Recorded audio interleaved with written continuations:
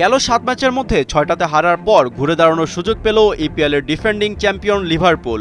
সমালোচনা যখন তুঙ্গে, কোচের চাকরি নিয়েও কথাবার্তা হচ্ছিল, তখনই শনিবার প্রিমিয়ার লিগে টেবিলের 11 নম্বর দলের সাথে 2-0 জয় পায় স্বাগতিকরা।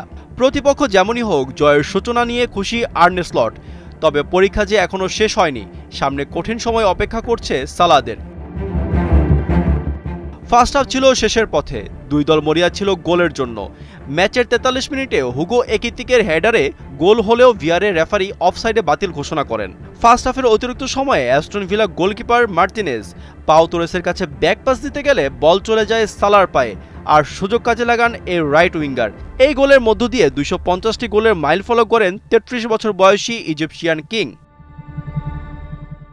ইয়ান রাশ এবং রজার হান্টের পর গোল করার দিক থেকে এখন 3 নম্বরে সালা। এছাড়াও লিভারপুলের হয়ে তার গোল ও অ্যাসিস্টের সংখ্যা এখন 276টি, যা রুনির সমান। ফার্স্ট হাফে 1-0 ব্যবধান সেকেন্ড হাফে দ্বিগুণ করেন ডিফেন্সিভ মিডফিল্ডার গ্রাভেনবার্গ। 61,000 অলরেড সমর্থকদের মুখে তখন আর্নে স্লট ধ্বনি। ডাচ কোচের উপর এখনও বিশ্বাস রাখছেন লিভারপুল ফ্যানরা। আর্নে স্লট ক্লাবের এই জয়ের জন্য সালাদের প্রশংসা করেছেন। টানা ম্যাচ হারার পর আজকের এই জয়টা খুবই গুরুত্বপূর্ণ ছিল। খেলোয়াড়দের এবং সমর্থকদের কাছ থেকে যে সমর্থন পেয়েছি, আমাদের জন্য তা খুবই দরকার ছিল।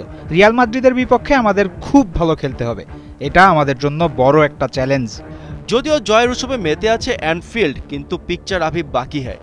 সামনে চ্যাম্পিয়ন্স লিগের ম্যাচ, প্রতিপক্ষ স্প্যানিশ জায়ান্ট রিয়াল মাদ্রিদ। শনিবার লা লিগায় ভ্যালেন্সিয়াকে 4-0 গোলে হারিয়েছে এমবাপেরা। এর আগে এল ক্লাসিকোতে বার্সাকে হারিয়েছে সাবির শিষ্যরা। সব মিলিয়ে থান্ডারবোল্টের গতিতে আছেন ভিনি এমবাপেরা। ঘরে মাঠে জয় সহজ হবে না, এমনটাই বলছেন বিশ্লেষকরা। এরপর ইপিএলের প্রতিপক্ষ গার্দিওলার ম্যানচেস্টার সিটি। এক ম্যাচ জয়ের পর কিছুটা স্বস্তি পেলেও এখনও অনেক কাজ বাকি লিভারপুলের সামনে। সবার চোখ এখন 5 নভেম্বর ম্যাচের দিকে।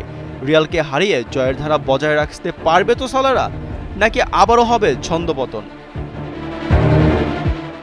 আশফাকুর রহমান সিয়াম, 71